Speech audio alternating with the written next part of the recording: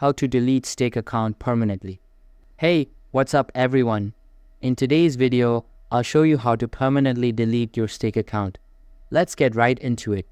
First, open your browser and go to stake.com. Make sure you're logged into your account.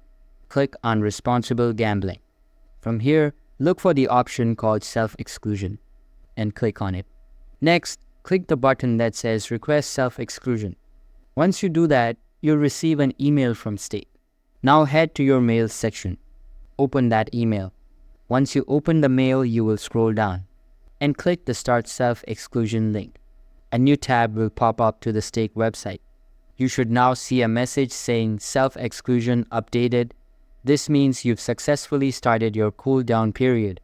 After the 24-hour cooldown period ends, you'll get a follow-up email with instructions to finalize the account deletion.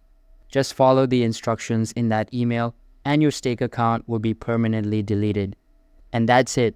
Hope this video helped you out. If it did, feel free to drop a like and I'll see you in the next one.